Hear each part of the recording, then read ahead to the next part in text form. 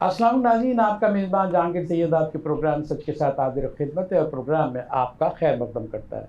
नाज़रीन, जिस तरह के आप जानते हैं कि हमारे प्रोग्राम का फॉर्मेट ये है कि इख्तिसासी शोबे से हम इंतखाब करते हैं इख्तिसादी शख्सियत के, जिसकी महारत कार है और जिसने अपने शोबे में नाम किया है, ऐसे हम मेहमानों को यहाँ बुलाते हैं। खुशकिस्मती आप ये देखें कि हमारे साथ इकनॉमिक्स हैं, शाहिद अली साहब हैं, चार्टर्ड मैनेजमेंट अकाउंटेंट हैं और 25 ईयर्स का तजर्बा है इनको कराची स्टॉक एक्सचेंज में। ये भी बड़ा शोबा है, इस पर भी हमको एक सवाल रख सकते हैं। और दूसरी बात ये है कि आप जो टीचिंग के हवाले से कई यूनिवर्सिटी, मुतअद्दिद यूनिवर्सिटी में जो है आप तालीम और ताल्लुम का काम करते रहे, इसका मतलब है कि आप प्रोफेसर भी हैं और ये तालीम का काम आपसे वाबस्ता है। इस पर भी हम बात कर लेंगे। लेकिन सबसे अहम बात यह है कि आज का जो हॉट टॉपिक्स हैं वो तो ये है कि हमारी इक़्तिसादी हालत कैसी है, हमारा बजट क्या होगा, और दूसरी बात एक और हम सवाल कर सकते हैं कि ये जो IMF है इससे हमारे बजट की क्या हालत होगी, क्या हम सर्वाइव कर सकेंगे या हम मज़ीद बोझ में आ जाएंगे। पहला सवाल तो ये, दूसरा सवाल हम बाद में उठाते हैं। आपका हम खैर मकदम करते हैं। जिस तरह के हमने तारुफ़ कराया है कि आप इकनॉमिस्ट भी हैं और आप चार्टर्ड मैनेजमेंट अकाउंटेंट भी हैं, बड़े मुख्तलिफ अहम शोबे आपके पास हैं, इससे ज़रूर हम फ़ायदा उठाएंगे। 25 साल का आपका तजर्बा है, 2-4 साल की बात थोड़ी है। तो हम ये चाहेंगे कि ये बताइए कि आज की सूरत हाल, हॉटेस्ट जो है वो हमारा टॉपिक है, इशू है कि आज हम कहाँ खड़े हैं। सामने बजट है, IMF की बंदूक है, बल्कि गोला बारूद जो है हमारे निशाने पर है, हम निशाने पर हैं। और ये सारी चीज़ों के बावजूद आप क्या कह सकते हैं कि हम इस बहरान को हल्का ही कर सकेंगे? निकल तो नहीं सकते हम जी, लेकिन कुछ हल्का कर सकेंगे, क्या ऐसा मुमकिन है? आप क्या कहते हैं इस सिलसिले में? पहले तो मैं आपका शुक्रिया अदा करता हूं कि आपने मुझे मौका दिया बात करने का। जहांगीर साहब, बात यह है कि पाकिस्तान जो है ना वो पिछले कई सालों से बहुत ही मुश्किल हालात से गुज़र रहा है। ख़ास तौर पे जो हमारी मईशत है उसके हालात मुसलसल बिगड़ते जा रहे हैं। उसकी वजह हमारी बहुत सारी गलत पॉलिसीज़ हैं, हमने पहले से जो है ना प्रिकॉशंस नहीं लिए। और देखें, दो बात होती है कि जब आप मैं चाहूँगा कि आप जो है ना, मैं आपकी सवाल करूँ तो ये मुझे आपको एड्रेस करें तो जी। देखिए, बात यह है कि जब हम देखते हैं कि भाई हमारे पास अगर रिसोर्सेज कम हैं तो हमें उस हिसाब से अपने खर्चे भी कम करने चाहिए थे। सही है। लेकिन हमारा अलमिया यह है कि हमने अपने खर्चों को कंट्रोल करने की कोशिश नहीं की, बल्कि बाज़ खर्चे तो ऐसे थे जो कंट्रोलेबल थे, उन पर हमने तवज्जो नहीं दी। अब वो छोटा सा खर्चा बढ़ते बढ़ते एक बहुत बड़ा अज़दा बन गया, तो अब हमें होश आया। मिसाल के तौर पर दुनिया भर में जो पेंशन होती है ये फंडेड होती है। फंडेड का मतलब ये होता है कि इसका एक फ़ंड क्रिएट किया जाता है, उसमें थोड़े थोड़े पैसे हर साल डाले जाते हैं। तो जब लोग रिटायर होते हैं तो वो जो फंड है वहाँ से पेमेंट्स होती हैं। गवर्नमेंट डालती है और कुछ जो है एम्प्लॉय एग्जैक्टली। ये हालांकि हमारे मुल्क में इस तरह का एक इदारा मौजूद है जो प्राइवेट सेक्टर को जो पेंशन देता है, जिसको हम कहते हैं EOBI, employees old age benefit institution. वो जाहिर है कि जो प्राइवेट सेक्टर के इदारे उनसे कंट्रीब्यूशन लेता है और एम्प्लॉइज से लेता है, और उसके बाद उन पैसों को वो इन्वेस्टमेंट करता है, और जो इन्वेस्टमेंट करता है उस पर भी वो पैसे जनरेट करता है। तो जब लोग रिटायर होते हैं तो उनको बड़ी आसानी से वो पेंशन देता रहता है और उस पर कोई बोझ नहीं बनता। एक ज़मीनी सा सवाल है, तो ये जो सरकारी जो है मुलाजमीन है, इनका भी जो है वो कटता है, बेनिफिट फंड है, बहुत मुख्तलिफ खातों में कटता है। पेंशन में देने के लिए कुछ 100% गवर्नमेंट मिलाती है, आपकी कुछ कटौती होती है 100% मिला मुलू के। लेकिन एक बड़ा ख़तरनाक काम करती है हुकूमत कि ये जो अवाम के पैसे हैं, मुलाजमीन के पैसे हैं और इन्हीं की तनख्वाह से कटे हुए पैसे हैं, ये इदारों में इन्वेस्ट कर देते हैं और एसेट मार्केट में लगा देते हैं। तो जो डूबने का खतरा है, ये कैसे इससे बचा जाए? ये तो बहुत ही ख़तरनाक चीज़ है और ऐसा होता रहा है। नहीं, वो आपकी बात सही है, लेकिन ये काम EOBI तो करता है, लेकिन जो सरकार है हमारी वो असल में ऐसा नहीं कर रही, उसने फंड नहीं बनाया हुआ। शायद मैं गलत कह रहा हूं। जहांगीर साहब, उन्होंने फंड नहीं बनाया, इसलिए हमें हर साल जो भी पेंशन होती है उसके लिए बजट में पैसे डालने पड़ते हैं। पहले ये अमाउंट कम थी, इस साल जो अभी साल चल रहा है जितनी होती है उसको प्रोजेक्ट में नहीं, अभी जो साल चल रहा है इसमें हमारी पेंशन का बजट जो है वो 800 अरब से भी बढ़ गया है।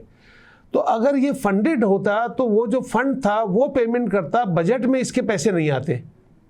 लेकिन अब 800 अरब हो गया और आने वाले साल में शायद 900 अरब हो जाएगा, तो ये कितनी बड़ी अमाउंट हो गई जो पाकिस्तान के बजट पर बोझ है। अब आप ये सोचिए कि अभी पिछले दिनों जब हमारा बजट का खसारा बढ़ा तो IMF ने जो है वो हमें तजावीज़ दी कि भाई आप उन लोगों पर टैक्स लगाएं जिनकी आमदनी काफ़ी ज़्यादा है। लेकिन उसमें चूंकि हुकूमत नाकाम हो जाती है तो फिर वो ऐसी तजावीज़ देता है जिसमें कि हर आदमी उसके चुंगल में फंस जाता है। मिसाल के तौर पर उन्होंने कहा कि भाई आप ऐसा करें, पेट्रोल और डीजल पर 60 रुपये के हिसाब से फ़ी लीटर लेवी लगा दें। अब जाहिर है कि ये लगा दिए, अब इसमें तो हर आदमी फंस गया। लेकिन इस 60 रुपये फ़ी लीटर से जो टोटल हम पैसे इस साल जनरेट करेंगे वो 855 अरब है। तो आप ये सोचिए कि अगर हमारा पेंशन का जो बजट है वो 800 अरब से ज़्यादा है, अगर वो नहीं होता तो हो सकता है पेट्रोलियम लेवी हम ना लगाते और पेट्रोल 60 रुपये लीटर सस्ता बिक रहा होता। इसी तरह से हमने मुख्तलिफ भी तो कर सकते थे कि भाई ठीक है 60 रुपये हम गरीबों को, मोटरसाइकिल वालों को, छोटी गाड़ी वालों को जो है ना एग्जाम करते हैं और बड़ों पे जो है इसका बोर्ड शिफ्ट करते हैं, ट्रांसफ़र करते हैं। ऐसा भी तो हो सकता था। देखिए ये वाली बात पिछली दफ़ा जो मुसद्दिक मलिक साहब पेट्रोलियम के मिनिस्टर थे, जो अभी इमरान खान की हुकूमत के बाद जो हुकूमत बनी थी PDM की, उसमें उन्होंने ये तजवीज़ पेश की थी। लेकिन IMF ने कहा कि इसका आप मैकेनिज़्म बताएं कि आप ये कैसे कंट्रोल करेंगे कि पेट्रोल पंप पर जो आदमी आएगा, मैकेनिज़्म नहीं होता, सोचे बगैर काम कर रहे हो। वो उसने फिर रिजेक्ट कर दिया। उन्होंने ये कहा था कि हम अमीरों से टैक्स लेंगे, गरीबों को, मोटरसाइकिल वालों को छोड़ देंगे। उन्होंने कहा भाई इसका कोई मैकेनिज़्म बना के लाए, मैकेनिज़्म तो कोई आपके पास है नहीं, लिहाजा वो रिजेक्ट हो गया था। तो ये वर्केबल नहीं था। ये पैरेलल एग्जाम्पल है दुनिया में जिसकी मिसाल दी जाती है कि उस मुल्क में ऐसा निज़ाम है तो हम भी उससे फ़ायदा उठाएं। कोई होती है ना नज़ीर जिसके फ़ायदा उठाया जाता है, जिसको फॉलो किया जाता है। देखिए नज़ीरें तो बहुत सारी हैं। मिसाल के तौर पर जितने भी दुनिया के ममालिक हैं जो तरक्की कर चुके हैं या तरक्की कर रहे हैं, उनमें ख़ास तौर पर यह है कि उनकी सारी इकोनॉमी डॉक्यूमेंटेड है। यानी वहाँ पर जो है फिर आपको कोई भी आदमी जो टैक्सेबल इनकम कमाता है उसे टैक्स देना पड़ता है, वो छुपा नहीं सकता। हमारी इकोनॉमी डॉक्यूमेंटेड नहीं है, उसकी वजह से क्या होता है कि अमीर लोग जो हैं वो टैक्स बचा लेते हैं, गरीब पर टैक्स लग जाता है। नहीं चाह रहे हैं कि उनकी डॉक्यूमेंटेड होती है, हमारी डॉक्यूमेंटेड होती है। एग्जैक्टली आप बिल्कुल सही करें। तो अब ये हो रहा है कि यहाँ पर देखें, बाज़ लोग ये बात लिखते हैं, फेसबुक पर भी आपने देखा होगा कि पाकिस्तान ऐसा मुल्क है जहाँ गरीब लोग टैक्स दे के अमीरों को पाल रहे हैं, जबकि दुनिया में अमीर लोग टैक्स दे के गरीबों को पालते हैं। वहाँ देखें गरीब की आप शान देखें कि वो अमीरों को पाल रहा है। अभी रिसेंटली मुल्क कहाँ पहुँच गया है, देखिए अभी IMF ने जब इन्हें कहा कि भाई आप अपना ये जो पावर सेक्टर है जिसमें इलेक्ट्रिसिटी है और साथ में गैस है, इस सेक्टर में इतने ज़्यादा नुकसानात हो रहे हैं। हालांकि आप यकीन करें आज से 3-4 साल पहले गैस सेक्टर में इतने ज़्यादा नुकसानात नहीं थे, लिहाजा वो हाईलाइट भी नहीं होता था। सिर्फ पावर सेक्टर पे सारे लोग रोना रो रहे थे कि भाई सर्कुलर डेट इतना हो गया, सर्कुलर डेट हो गया। लेकिन अब इस वक्त जो मौजूदा सूरत हाल है, अब पावर सेक्टर का जो इलेक्ट्रिकल सेक्टर है उससे ज़्यादा गैस सेक्टर का सर्कुलर डेट हो गया है। यानी 2400 अरब जो है वो है हमारा इलेक्ट्रिसिटी का और 2800 अरब जो है वो तकरीबन हो गया है गैस सेक्टर का। दोनों मिला के ये कोई 5,500 अरब का सर्कुलर डेट क्रिएट हो गया। 2000 का बिल आ रहा था, 25 और 30 और 50 आ रहा है। तो इसीलिए IMF ने कहा कि भाई जब आप सही रास्ते से टैक्स वसूल नहीं कर सकते तो फिर रेट बढ़ा दें आप। अब देखिए जो गैस चोरी होती है, जो पावर सेक्टर से पावर चोरी होता है, जो लोग बिल नहीं देते या मुफ्त में जो बिजली और गैस आप जो लोगों को दे रहे हैं, तो जाहिर है कि उसका बर्डन कहाँ जाएगा, हुआ वहाँ पर मुंतकिल कर दिया। अब तकरीबन इन्होंने 400-500% जो है ना वो रेट बढ़ा दिए हैं गैस के। उसकी वजह से इंडस्ट्री भी परेशान है कि हम इंडस्ट्री कैसे चलाएंगे इतनी महंगी गैस से। अब 70 रुपये के यूनिट से मुझे बताएं कि कौन सी मिल और कौन सी फैक्ट्री चल सकती है। चल नहीं रही है तो ये जो इम्पोर्ट किस चीज़ की कर रहे हैं, ये एक्सपोर्ट तो इनकी होती नहीं है, री एक्सपोर्ट तो होती नहीं है कि बाहर चली जाए। तो ये क्या डंप हो रहा है, क्या हो रहा है, क्या तमाशा हो रहा है कि हम अपना बोझ बढ़ाते जा रहे हैं और हम रो रहे हैं। अभी एक्सपोर्ट तो हमारी, अगर गंदम की फसल ज़्यादा हुई है तो आप उस पर नाश कर रहे हैं, और कि गंदम ये कह रहे हैं कि हम जो है एक्सपोर्ट कर रहे हैं। एक्सपोर्ट क्या कर रहे हैं, गंदम हो गई और उसकी सज़ा तो हमें भुगतना पड़ेगी जब एक्सपोर्ट हो जाएगी तो। नहीं देखिए, गंदम की जहाँ तक बात है तो आप ये सोचें कि पिछले 10 सालों में हमारी गंदम की पैदावार जो है वो तकरीबन 2.5 करोड़ टन ही चली आ रही है। पिछले साल जो है ये 2.25 करोड़ टन हुई थी। अब पहले हमारी जो कंजम्पशन थी, ज़ाहिर है 10 साल पहले हमारी आबादी कम थी तो हमें 2 करोड़ टन चाहिए होती थी। हम 2.5 करोड़ टन पैदा करते थे, उसमें कुछ स्मगल हो जाती थी, कुछ हम एक्सपोर्ट करते थे। लेकिन जब आबादी बढ़ गई, अब हमारी ज़रूरत है 3 करोड़ टन की। अब पिछले साल हमने अच्छी पैदावार की तब भी हमारी 25 लाख टन कम थी। तो अब जो इस वक्त फसल खड़ी हुई है, तैयार है फसल, अब जो आने वाली है इसमें उम्मीद है कि शायद ये 3 करोड़ टन हमारी पैदा हो जाएगी।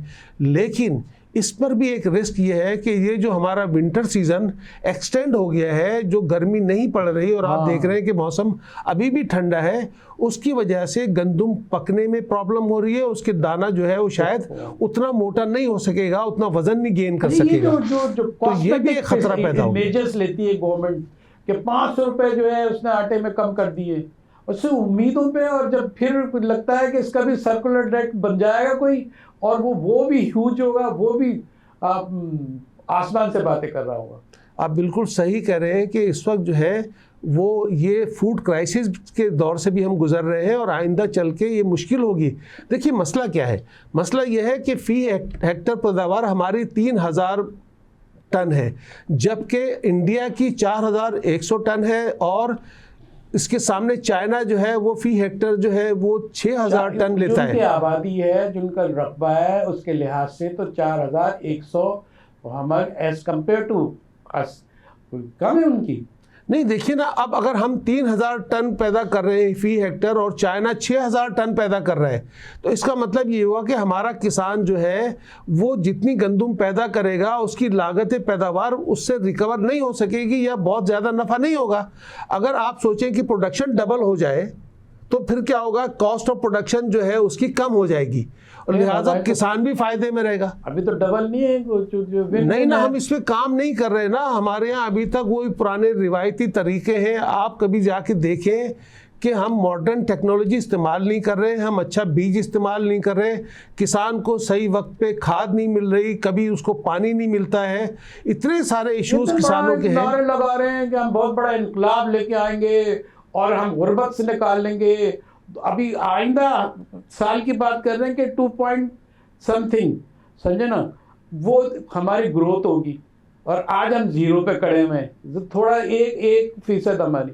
तो इतना बड़ा, इतनी बड़ी बड़ी बातें कर रहे हैं, अपना टाइम पासिंग, ये लॉलीपॉप लगाए हुए हैं, ये क्या कर रहे हैं ये हमारे साथ। देखिए जो रिजल्ट्स हैं वो तो ऐसे लग रहा है, उनसे लग रहा है लॉलीपॉप ही है।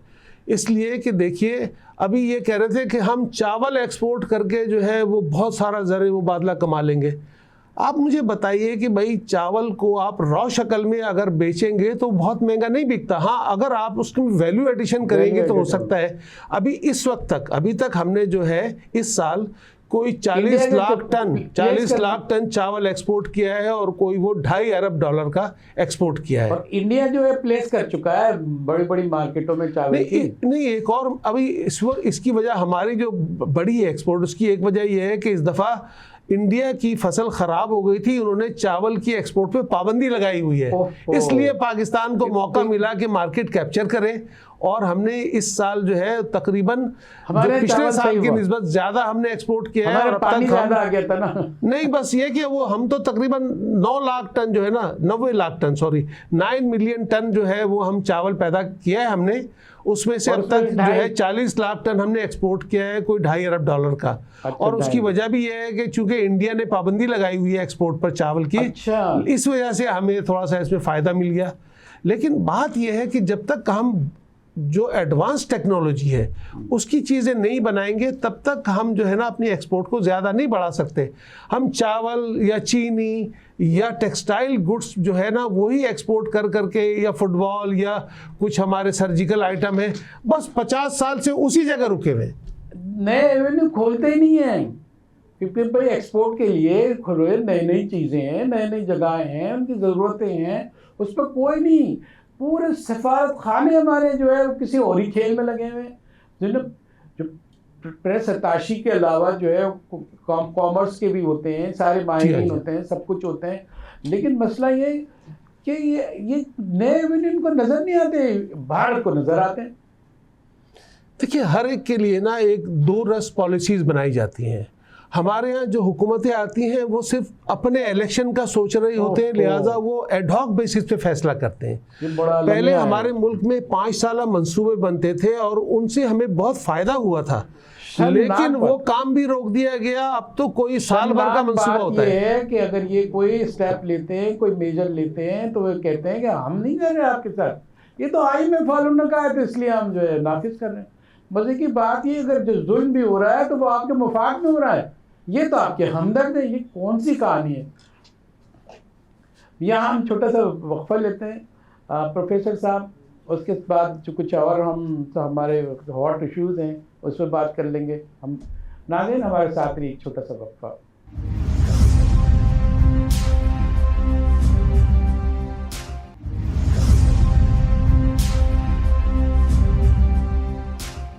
प्रोग्राम में दोबारा हम आपका खैर मकदम करते हैं। हमारे साथ शाहिद अली साहब इकोनॉमिस्ट मौजूद हैं, चार्टर्ड मैनेजमेंट अकाउंटेंट भी हैं और 25 साल आपका तजर्बा है दर्स व तदरीस का। मुख्तलिफ यूनिवर्सिटी से आपका ताल्लुक़ है और वहाँ आप जो है तालीम और ताल्लुम के फ़राइज़ अंजाम देते रहे और दे रहे हैं।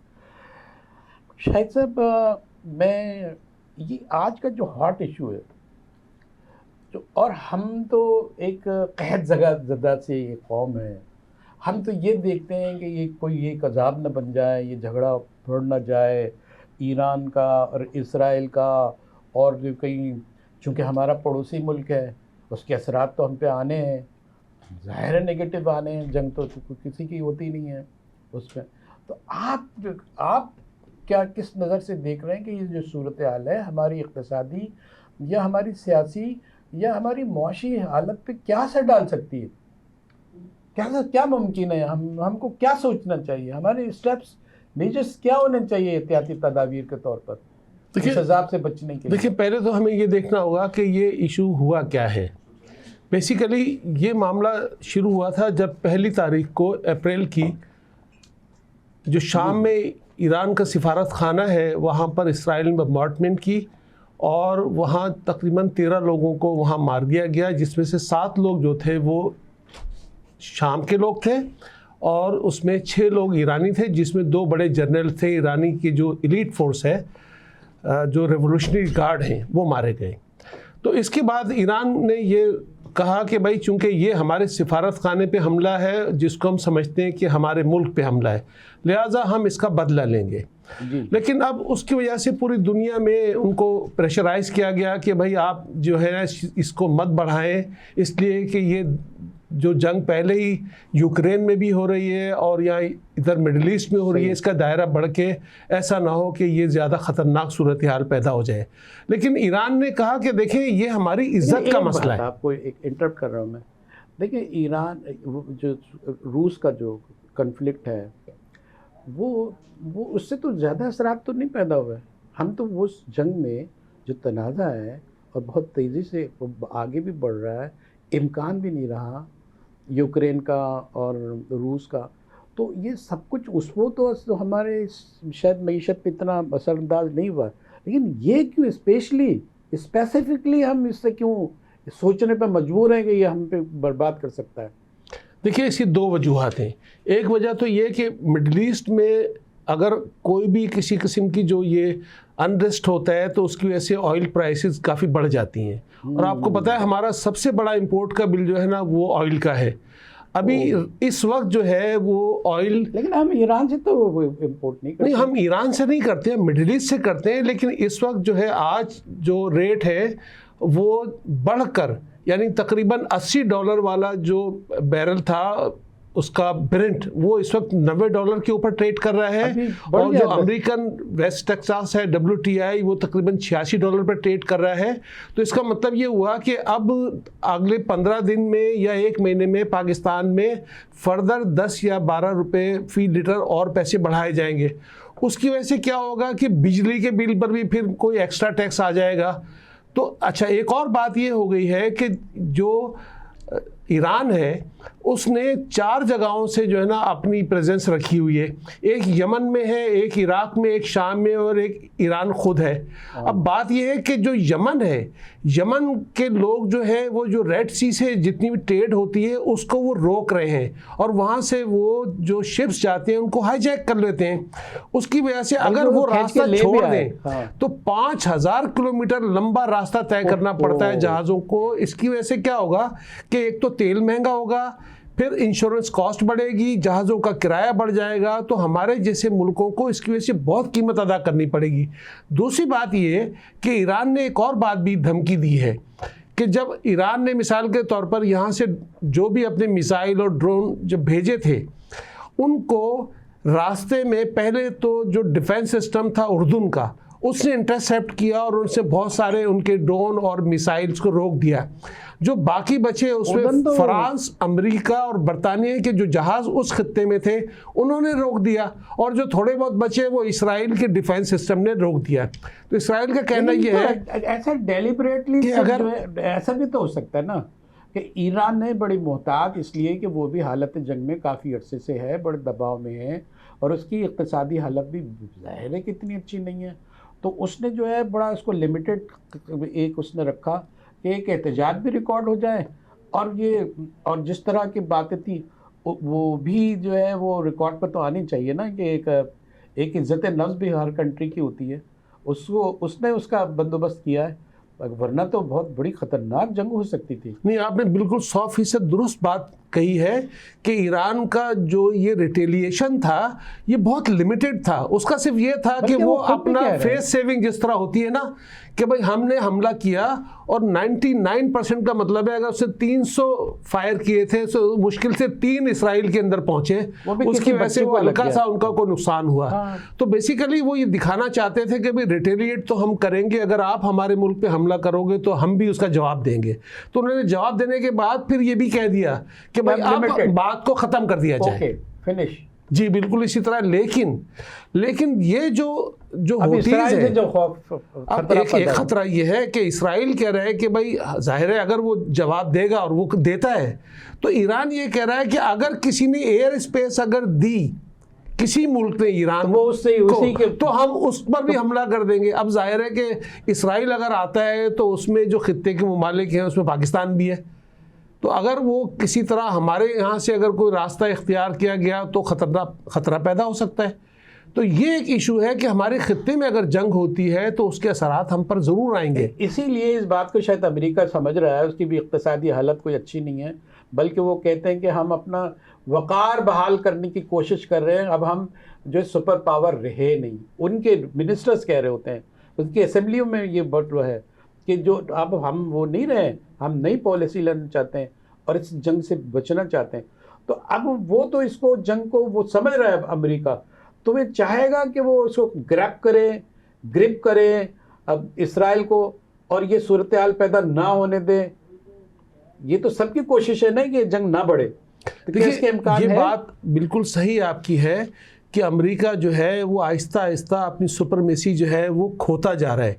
उसकी एक वजह ये भी है कि अमेरिका का जो कर्जा है वो पाकिस्तान की निस्बत भी ज़्यादा है। इस वक्त जो अमेरिका की जीडीपी का साइज़ है वो तकरीबन 27.9 ट्रिलियन डॉलर है, लेकिन जो उस पर कर्जा है वो इस वक्त राइट नाउ चाइना का 34.6 ट्रिलियन डॉलर है, which is 125% of the GDP. यानी उसके जीडीपी से 25% ज़्यादा उस पर कर्जा चढ़ गया। लेकिन बात अभी यहाँ रुकी नहीं है। देखिए जहांगीर साहब, बात यहाँ रुकी नहीं है। इस वक्त जिस तेज़ी से कर्जा बढ़ रहा है उसकी रफ्तार जो है मौजूदा वो ये है कि हर 3 महीने में $1 ट्रिलियन का कर्जा अमेरिका पे बढ़ जाता है। अच्छा, तो जो अमेरिका ने दुनिया में 750 बेसिस बनाई हुई हैं, उनको मेंटेन करना अब उसके लिए मुश्किल होता जा रहा है। और इसीलिए अब उसने ये कहा है कि भाई हम यूक्रेन को फर्दर मदद नहीं कर सकेंगे। एक सवाल है, कहते हैं कि अमेरिका की आप पॉलिसी देखें तो वो देखता है कि अपनी सरहदों से बहुत दूर जाके वो महाज खोले और वहाँ जो है उनको इंगेज रखें और अमेरिका को महफूज रखे। लेकिन अब इतना उसका हजम बढ़ गया है कि ये जो 700 जिस तरह आप बता रहे हैं कि एयर बेस है और ये है वो है, उसका वो इतना खर्चा बढ़ गया कि वो उसको डुबोने के लिए काफ़ी है। क्या आप एग्री करते हैं इस बात से? जी बिल्कुल, आप सही कह रहे हैं। बल्कि इसके साथ साथ मैं एक और बात भी बताता हूँ आपको कि अमेरिका ने दुनिया भर में जो ममालिक पे हमला करके और वहाँ पे ऑयल एंड गैस के जहाँ पे ज़खायर थे उन मुल्कों पे कब्ज़ा किया और उन पर अपनी जागीर बना ली, और वो ये समझता था कि हम इससे बहुत पैसा कमाएंगे। इस चीज़ को चैलेंज कर दिया चाइना ने। और किस तरह चैलेंज किया आप सोचें कि चाइना ने अपनी सोलर की जो सोलर प्लेट्स हैं इसकी और जो इलेक्ट्रिकल व्हीकल है उनकी इतनी ज़्यादा प्रोडक्शन कर दी कि अमेरिका को ये ख़तरा पैदा हो गया कि हमारे तेल के ज़खायर बाद में कोई फ्री में भी नहीं लेगा हमसे। तो लिहाजा पहले तो उन्होंने जाके तो अभी किस तरह तो अभी रिसेंटली अभी 2 हफ्ते पहले की बात है कि अमेरिकी वजीर ख़जाना चाइना गई और जो जेनेट येलेन है जो पहले फेड की जो हेड होती थी, आजकल वो उनकी वजीर ख़जाना है, उसने जाके चाइना से ये कहा, रिक्वेस्ट किए कि आप अपनी सोलर पैनल की और इसके अलावा इलेक्ट्रिकल व्हीकल्स की और सेमीकंडक्टर्स की प्रोडक्शन जो है कम कर दें, इसलिए कि आप इतनी कम कीमत पर आप इतनी कम कीमत पे दुनिया को बेच रहे हैं कि हम आपसे कॉम्पीट नहीं कर सकते। असल बात तो ये है कि वो जो जब आप सोचिए कि दुनिया ग्रीन एनर्जी पे आएगी तो तेल का क्या बनेगा। मजे की बात ये है, ऐसा लगता है कि मुकाफाते अमल है और ये सारी उल्टी कहानी चल रही है। और अगर ऐसा अच्छा चीन जो है वो बड़ा कंट्रोल्ड है और हर चीज़ वो सर झुका के काम कर रहा है, तनाज़े पैदा कर रहा है। लेकिन ये तो इतने बड़े तनाज़ात हैं, इससे निकलना अमेरिका के लिए बहुत ज़रूरी भी है, नागुज़ीर भी है। और जो है और ये नए नए महाज खोल रहे हैं, ये इसराइल को इतनी सपोर्ट करता क्यों है? देखिए इसराइल को तो वो जो सपोर्ट कर रहा है उससे हटके अगर आप दूसरी साइड पे देखें तो असल में इसराइल को सपोर्ट तो इसलिए करता है कि वो पूरे मिडिल ईस्ट को जो है ना कैप्चर करना चाहता है। तो मिडिल ईस्ट का कंट्रोल रखने के लिए उसने अब वहाँ पे एक बीच में एक रियासत रखी हुई है जिससे वो पूरे मिडिल ईस्ट में जो चाहता है वो करता है। लेकिन कंट्रोल तो खत्म हो रहा है। लेकिन हाँ, जो चाइना की ईस्ट में कंट्रोल कहाँ रहा? नहीं देखिए जहांगीर साहब, बहरीन नजर आ रहा है जिससे में, और एक जो कतर नजर आ रहा है, बाकी तो सब अपने अपने गेम में लगे। लेकिन आप ये देखिए चाइना की जो स्ट्रैटेजी है वो बिल्कुल डिफरेंट है। वो किसी मुल्क पे हमला नहीं कर रहा, लेकिन वो अमेरिका को 3 तरफ से घेरे हुए है। एक बात यह है कि वो दुनिया का सबसे बड़ा प्रोडक्शन हाउस है और वो चीज़ें इतनी सस्ती बना रहा है कि दुनिया में उससे कोई compete नहीं कर पा रहा। और वो कोशिश ये कर रहा है कि हम ग्रीन एनर्जी को इतना प्रमोट करें कि ये ऑयल एंड गैस या कोयला जो है इसका इस्तेमाल ख़त्म हो जाए दुनिया से या बहुत कम हो जाए। फिर कौमी मुफाद पे हम आते हैं। तो जो सारी सिचुएशन है, अमेरिका की ये हालत है और चीन हमारा पड़ोसी है और इतना फ्लॉरिश है, वो इंडिया भी जो है इसके दबाव में अभी फ़िलहाल तो है। शायद वो 12वें नंबर पर है और वो दूसरे नंबर पे इक़्तिसादी आज की रिपोर्ट के मुताबिक। तो हम उससे फ़ायदा क्यों नहीं उठा पा रहे? जो चीन हर तरह के हमें एवेन्यू खोल के देता है, लेकिन हम तो वहीं के वहीं खड़े हैं। इतनी बड़ी अपॉर्चुनिटी तो किसी के पास है ही नहीं। हम अमेरिका की तरफ देखते हैं हज़ारों मील दूर, और बिल्कुल पड़ोस से जो कंधे से कंधा मिला हुआ है जैसे कहते हैं, वो उससे हम फ़ायदा नहीं उठा। देखिए उसकी वजह यह है कि हम ना बहुत अरसे से मुसलसल अमेरिका की पॉलिसीज़ के साथ चल रहे हैं। हम IMF से लोन ले रहे हैं और हम ऐसे ब्लॉक में हैं जिसमें सारे के सारे अमेरिका के पिट्ठू हैं। हम सऊदी अरब से भी पैसे ले रहे हैं, हम UAE से ले रहे हैं, ये सारे अमेरिका के ब्लॉक में हैं। तो हम उस कर्जे की वजह से इससे नहीं निकल पा रहे। हालांकि आपको मैं एक मिसाल देता हूं कि 1996 में जब बिल क्लिंटन ने दौरा किया चाइना का, तो उसने वहाँ के वज़ीर आज़म को ये कहा कि आप पाकिस्तान को आर्म्स एंड एमुनेशन की जो एक्सपोर्ट है वो बंद कर दें। उसके जवाब में जो जुमला अदा किया था उनके चाइना के जो वज़ीर आज़म ने जो जुमला कहा था वो इस कदर ज़बरदस्त था। तो उसने जवाब में ये नहीं कहा कि हम नहीं देंगे पाकिस्तान को या देंगे, बल्कि उसने कहा कि चाइना की ये रिवायात है कि वो जिस कुएं से पानी पीता है उस कुएं के खोदने वाले को कभी नहीं भुलाता। इसलिए कि पाकिस्तान ने तो मिलवाया था। इसलिए यानी आप सोचिए, एक मुल्क हमें इतना मदद करना चाहता है लेकिन अमेरिका मुसलसल हमें उसे दूर करता है, और हमारे लोग पता नहीं अमेरिका को इतना ज़्यादा माई बाप क्यों समझ रहे हैं। आप ये सोचिए, पिछले दिनों जो है वो डोनाल्ड लू जो है वो गवादर के दौरे पे गया, वहाँ के सरदारों से मिला। अच्छा, फिर नई चुस्ती लगा मैसेज दे रहे हैं अमेरिका, नई चुस्ती लगा रहे हैं कि हम आपकी ज़राअत में भी मदद करेंगे, मौसमी जो तब्दीलियाँ हैं जैसे तबाही है उसमें भी हम देखेंगे। और ये हम लोग बड़ी जल्दी चुस्ती में आ जाते हैं इसके, और पीछे बोतल तो लगाते नहीं है, सिर्फ चुस्ती पे काम चला रहे हैं। इस पर आप क्या कहेंगे? उसके बाद हम एक छोटा सा ब्रेक लेंगे। आप बिल्कुल सच कह रहे हैं कि अमेरिका सिर्फ आश्रय देता है, काम नहीं करता। कोशिश उसकी ये होती है कि वो हमें ट्रैप करे और हमें अपने पाँव पे ना खड़ा होने दे। उसकी एक वजह ये भी है कि ये वाहिद इस्लामी रियासत है जिसके पास न्यूक्लियर टेक्नोलॉजी है, और जाहिर है कि वो ये बर्दाश्त नहीं कर सकते कि किसी मुल्क के पास इतने बेहतरीन टेक्नोलॉजी हो, मिसाइल की भी और साथ में न्यूक्लियर भी हो। तो इस वजह से वो हमें ऐसी जगह रखना चाहते हैं कि ना हम मर सकते हैं ना जिंदा रह सकते हैं। अरे एटमी कुव्वत है, हमें इसको कोई फायदा है? हमको पहुंचना उसका नुकसान हो रहा है इस वक्त। तो हमें हम कैसे कहते हैं नुकसान हो रहा है? हमारी बका है, हमारी बैकबोन है, हमारी शील्ड है, प्रोटेक्टिंग शील्ड है हमारी है। उसका क्या नुकसान हो या फायदा? उसकी अहमियत तो हमारी ज़िंदगी में बहुत अहम है, वरना तो हम पर हमला कर दे। देखिए, बात सारी ये है कि जब आपके पास इतनी अच्छी जो है डिटरेंस है, लेकिन आप पर कर्जा इतना है कि आप उसे इस्तेमाल नहीं कर सकते और लूज भी कर सकते हैं। एग्जैक्टली, वो बार बार हमें ये थ्रेट देते हैं, इस तरह के इंसेंटिव देते हैं कि यार ये अपना कर्जा माफ़ करा लो और ये हमें दे दो। तो ये इस जाल में फंसाने के लिए हमें लगे पड़े ताकि हम मकरूज होकर अपनी ये चीज़ें जो है किसी तरह सरेंडर कर दें। नाज़रीन, जो कुछ बातें हमारे इकोनॉमिक्स कह रहे हैं शाहिद अली साहब, उस पर एक अफसोस की सी कैफियत आती है, और कुछ और सवालात करने हैं, और हमारे साथ रही एक छोटा सा ब्रेक।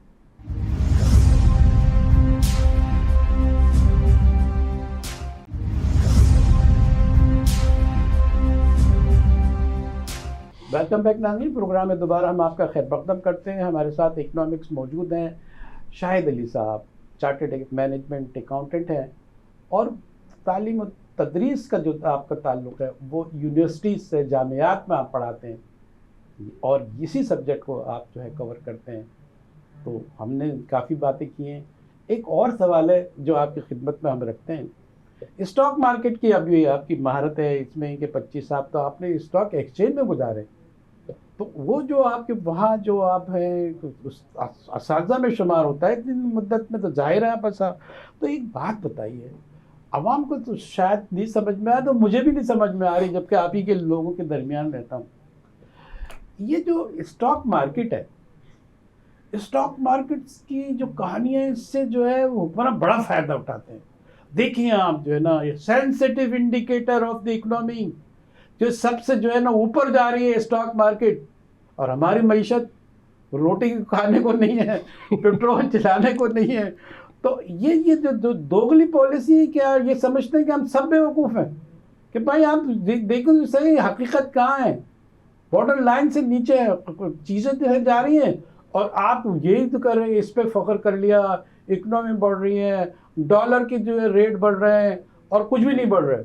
बल्कि और अभी मालूम हो जाएगा ये जो तेल का बहरान पैदा हो रहा है, इससे कहाँ खड़ा हो गए हम लोग।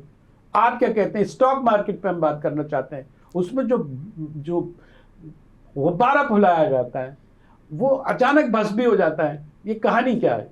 देखिए, आपकी बात बिल्कुल सही है, इसलिए कि दुनिया भर में कहा जाता है कि स्टॉक एक्सचेंज इकोनॉमी का बैरोमीटर होता है। इसका मतलब ये होता है कि वो रिफ्लेक्ट करता है, अगर स्टॉक मार्केट अच्छी चल रही है इसका मतलब है इकोनॉमी अच्छी चल रही है, अगर स्टॉक मार्केट अच्छी नहीं चल रही इसका मतलब है इकोनॉमी में कोई मसला है।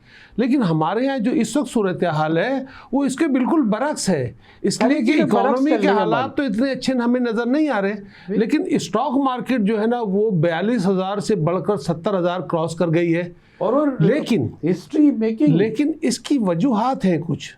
इसकी वजूहात ये है कि हमारी जो स्टॉक मार्केट है उसमें जो बिजनेसेस लिस्टेड हैं उसमें से सिर्फ 100 कंपनीज जो है वो इंडेक्स में शामिल की गई हैं। यानी इसका मतलब ये है कि पाकिस्तान कितनी रजिस्टर्ड है? तकरीबन 650 कंपनियां लिस्टेड हैं, उसमें 100 जो है, लेकिन जो 100 कंपनियां हैं उसको इंडेक्स में शामिल किया है। जो हमारा मेन इंडेक्स है वो नीचे से वालों को क्यों नहीं ऊपर लेके आते? इसलिए कि हमने बनाया ये है कि जिनका फ्री 100 इंडेक्स कहते हैं 100 इंडेक्स। अच्छा। अब वो जो कंपनियां 100 इंडेक्स है वो बेसिकली पूरी इकोनॉमी को रिप्रेजेंट नहीं करती। अब उसमें एक और बात भी होती है, क्यों नहीं करती? दुनिया में तो करती है, लेकिन यहाँ पे इस तरह है कि वो पूरे इकोनॉमी को रिफ्लेक्ट नहीं करती। आप ये सोचिए कि जो हमारा इंडेक्स बड़ा है इसमें जो हैवी वेट आइटम है ना, अगर वो थोड़ा सा भी बढ़ेंगे तो इंडेक्स पे ज़्यादा वजन बढ़ जाता है। यानी आप ये सोचिए, मिसाल के तौर पर क्लियर करें, और जैसे मिसाल के तौर पर देखिए हमारे मुल्क में गंदुम ज़्यादा इस्तेमाल होती है, तो अगर गंदुम पर 5 रुपये भी बढ़ेंगे तो महंगाई काफ़ी बढ़ेगी।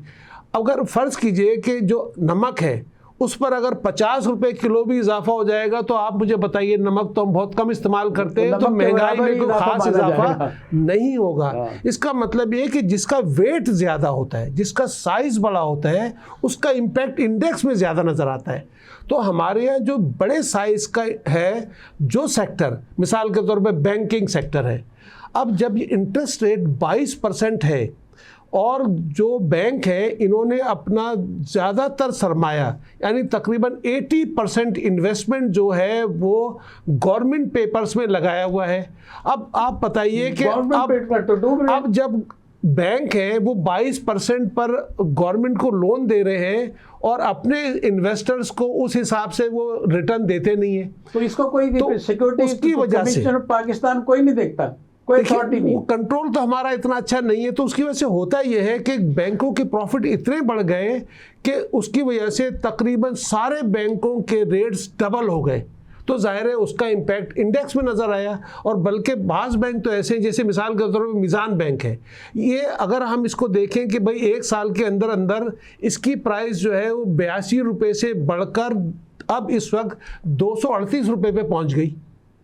इसी तरह से यूबीएल का शेयर जो था वो तकरीबन डबल हो गया, एमसीबी का शेयर था डबल हो गया।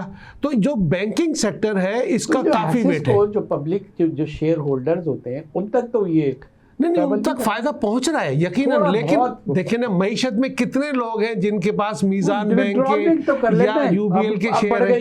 अब जो है ना शेयर्स की कीमत बढ़ गई और जिनके पास है ये शेयर्स वो विड्रॉल कर लेते हैं, अपना मुनाफा पहले निकाल लेते हैं।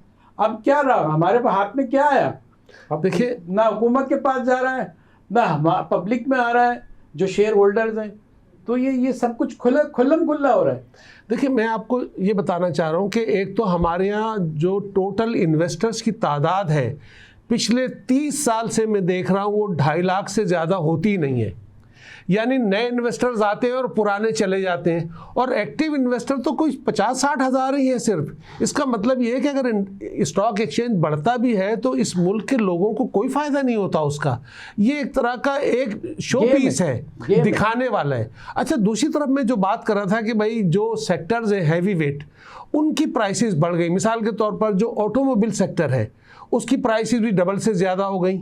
इसी तरह से हमारा फर्टिलाइजर सेक्टर, क्या हो गया? हालांकि आप देखें गाड़ियां इतनी महंगी हो गई, बल्कि पिछले दिनों तो ये हुआ था कि गाड़ी की प्रोडक्शन बंद कर दी थी, लेकिन उसने कीमतें इतनी बढ़ा दी और हमारे पास चूंकि ब्लैक मनी इतनी ज़्यादा है कि गाड़ियों की सेल फिर भी होती रहती है। बात एक इंकशाफ का दर्जा रखती है कि ये जो है अपने शेयर्स को वॉल्यूम के लिहाज से भी उसकी वैल्यू के लिहाज से भी बड़ा दिखाने के लिए कीमतें बढ़ा देते हैं। जी हाँ, उन्होंने देखे ना, मतलब सिर्फ कीमतें, अपना मुनाफे के लिए कीमतें, फेक सारी चीजें, फेक गेम हो रहा है ये सब। नहीं, फेक गेम नहीं हो रहा, लेकिन बात सारी ये है कि देखिए असल में 2-3 फैक्टर्स होते हैं। एक होता है कि बाज़ औक़ात हमारे जो स्टॉक मार्केट है वो बहुत वैल्यूएशन उसकी अच्छी है, उसके डिविडेंड पे आउट भी अच्छे हैं, बिजनेस के प्रॉफिट भी बहुत अच्छे हैं, लेकिन जब मुल्क के बारे में अगर उनका ख्याल होता है कि यार पता नहीं मुल्क का क्या होने वाला है, तो इसे हम कंट्री रिस्क कहते हैं। उसकी वजह से क्या होता है कि फिर लोग उसमें इंटरेस्ट नहीं लेते। लेकिन जब ये पिछले दिनों, बस मेरी बात मुकम्मल होने दीजिएगा, पिछले दिनों जब ये हमारे यहाँ एक स्पेशल इन्वेस्टमेंट फैसिलिटेशन काउंसिल बनी, जिससे ये बताया गया कि भाई हम बिज़नेस को फैसिलिटेट करेंगे, वन विंडो ऑपरेशन होगा, उसकी वजह से लोगों का थोड़ा सा कॉन्फिडेंस बढ़ा और तकरीबन 200-250 मिलियन डॉलर की इन्वेस्टमेंट बाहर से आ गई। उसने असल में बूस्ट किया स्टॉक मार्केट को, और उन्होंने सेलेक्टिव स्टॉक में काम किया। मिसाल के तौर पे ऑयल एंड गैस सेक्टर जैसे OGDC है, PPL है, पाको है, इनके रेट ऊपर चले गए। ये भी हैवी वेट्स है ना, गवर्नमेंटल हो गई, पहले तो प्राइवेट थी, उसमें फ्लोरिश था सब चीजें। अब ये गवर्नमेंट के अंडर में आएंगे, गवर्नमेंट तो बेचारी डूब रही है, वो तो संभाल ही नहीं पा रही है। तो ये PPL और जो आप बता रहे हैं ऑयल कंपनियां, ये तो बेचारी वैसे ही बैठ जाएंगे, मिलता क्या है इनको? नहीं, असल में बात यह है कि ये जो कंपनियां हैं, इनकी जो चीज़ें ये गैस या पेट्रोल निकालते हैं वो ये बेचते हैं डॉलर के रेट पर। तो जब दुनिया में ऑयल महंगा होता है या डॉलर महंगा होता है पाकिस्तान में, तो उसकी वजह से इनका प्रॉफिट बढ़ जाता है। अच्छा, एक और बात है, आम आदमी को तो इसका इतना ज़्यादा फ़ायदा नहीं होता। जैसे मैंने बताया कि हमारे टोटल इन्वेस्टर्स की तादाद 2.5 लाख से बढ़ ही नहीं पा रही थी इस साल से, तो मैं देख रहा हूँ वो वहीं रुके। इसका मतलब है पूरे पाकिस्तानी इससे फ़ायदा नहीं उठा पा रहे, गरीब लोग तो ज़्यादा, आम आदमी तो बिल्कुल भी नहीं। मतलब ये भी जाल भी ऐसा है कि इसके अंदर आ जाओ तो वो गरीब तो बेचारा जज्बाती होके शेयर खरीदने लगता है, बाद में मालूम है कि डॉलर के हिसाब से वो उधर जा रहे हैं, बाहर भी जा रहे हैं, और ये कंपनियों के पास भी आ रहे हैं, और हमारा टाइम फिश। हाँ, आम आदमी को कोई फ़ायदा नहीं पहुंच रहा, और दुनिया भर में ये होता है कि आम लोग भी इन्वेस्टमेंट करते हैं, उनको भी फ़ायदा होता है। नाज़रीन, हमारे प्रोग्राम का वक्त तकरीबन ख़त्म हो चला। अब जो आज हमारे शाहिद अली साहब ने बात की है, इकोनॉमिक्स हैं और चार्टर्ड मैनेजमेंट अकाउंटेंट है, कई हवालों से जो है आप स्टॉक एक्सचेंज के भी एक्सपर्ट माने जाते हैं, उसके पूरे कारोबार को आप देखते हैं। तो जो आज का लबोलबाब ये निकला कि हमने पहले सवाल तो पाकिस्तानी मईशत के हवाले से किया कि जो आने वाला बजट है और उसके अंदर क्या होगा, उसका भी हमें सामना करना होगा। हमारी इक़्तिसादी हालत भी बेहतर नहीं हो रही है, हमारे IMF भी हमारे पास जो है वो कनपट्टी पर रखा हुआ है हथियार, और हम बड़े दबाव में, इस तरक्की का कोई इम्कान नज़र नहीं आता। तो ये आपका जो कहना था कि ये ऐसी सूरत हाल है और इससे हमें निकलना चाहिए, और हमें वो इक़दाम करने चाहिए कि हमारी एक्सपोर्ट बढ़े, हमारी इंपोर्ट जो है वो कम हो, और हमारा इंपोर्ट का बोझ इतना है और हर जगह जो है हमारा वॉल्यूम बढ़ गया है, हमारा तवाज़ुन तिजारत ख़त्म होकर रह गया है, बल्कि तबाही की हद तक जो है वो डिसबैलेंस है। और दूसरे ईरान और इसराइल के तनाज़े के हवाले से आपने बड़ी अच्छी बात की कि ईरान ने तो बड़ा लिमिटेड जो स्टेप लिया, क्योंकि वो नए तनाज़ात नहीं खड़ा करना चाहता, तो उसने एहतियाती तदाबीर भी की, और स्विट्ज़रलैंड के ज़रिए जो है अमेरिका भी को होशियार कर दिया, हमारे पड़ोसी ममालिक को भी होशियार कर दिया, और उसने अपना इजहार तो कर दिया, अपने डिग्निटी को तो उसने सेव किया। लेकिन मसला ये है कि इससे जो आग भड़कने के इम्कानात हैं वो बहुत ख़राब नज़र आ रहे हैं। उसमें पेट्रोल के बारे में आपने कहा कि पेट्रोल की जो कीमतें हैं और वो जो बढ़ रही हैं मार्केट में, अभी अगर 80 है तो 90 तो अभी हो गई हैं। अगर ये आग भड़कती रही तो कहाँ जाएगा, और हमारा तो सारी तिजारत ही उधार पे और डॉलर से वाबस्ता है, तो हमारी तबाही के तो इम्कानात बहुत हैं। इसलिए हमें फैसला करना होगा कि हम कहाँ खड़े हुए, सोच विचार के साथ पॉलिसियाँ बनानी होगी।